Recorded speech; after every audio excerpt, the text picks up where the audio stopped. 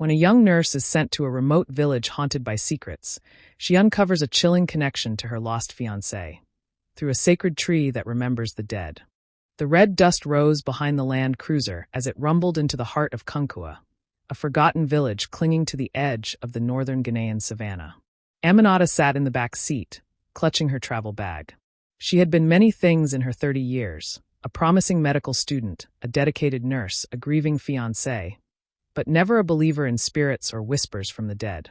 She stepped into the heat, her boots sinking into the dry earth, and was greeted by silence, curious eyes peeking behind straw fences, a few children giggling before darting away. The village was quiet, save for the ever-present wind that seemed to murmur through the ancient baobab tree towering at the edge of the village. "That tree," her driver said before leaving. "They say it remembers everything, even the dead." Aminata gave a tight smile. "I don't believe in ghost stories." But she did believe in pain. Her fiancé, Kojo, had vanished during a volunteer mission 2 years ago. He had been in a village just like this one. No body, no goodbye, just silence and heartbreak.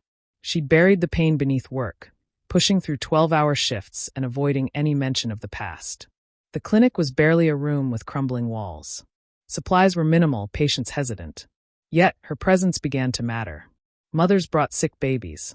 Old men came with twisted joints.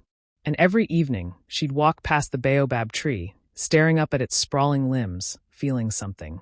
That's when she met him, Kweku. He arrived at dusk, standing at her door like a shadow from another time. He was tall, wrapped in a simple cloth, his eyes dark and unreadable. "You should not walk alone at night," he said, voice low. "I can take care of myself." His eyes lingered on hers. "Still be careful. The baobab speaks to those who listen." She scoffed. "And what does it say?" Kweku turned away. "Only the broken can hear it." Over the weeks, Aminata and Kweku grew close.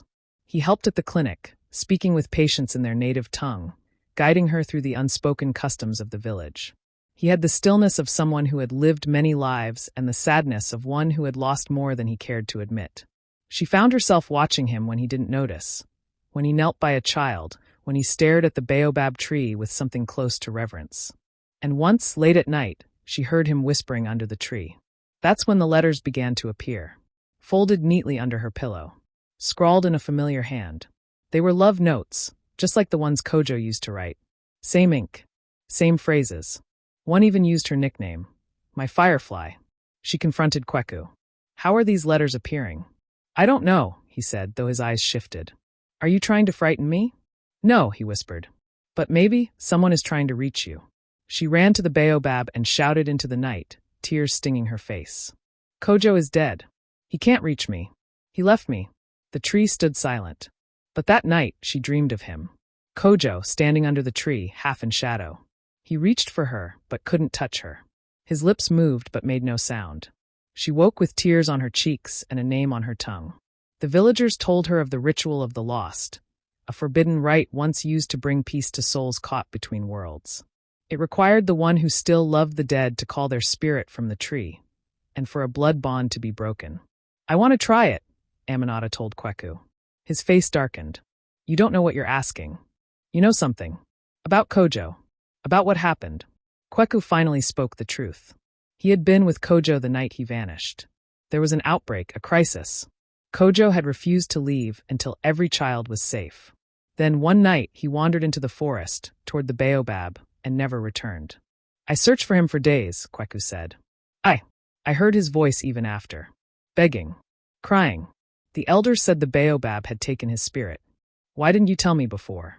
"Because I loved you too," Kweku said. "Even when I knew I shouldn't." Under a full moon, Aminata stood barefoot beneath the baobab, the ritual knife in her hand. She read aloud the letter Kojo had written her on the day he vanished. The wind howled. The baobab groaned. Then she heard it, his voice. Clear. "Firefly."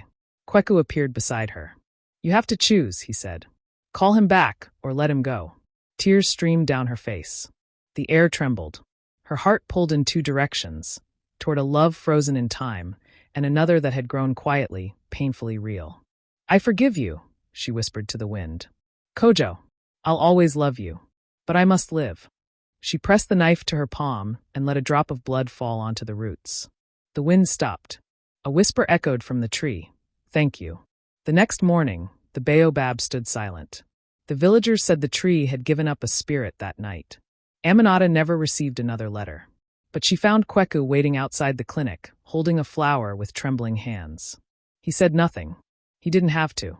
And in the quiet warmth of the African dawn, Aminata finally let her heart open, to love, to healing, and to the beautiful unknown.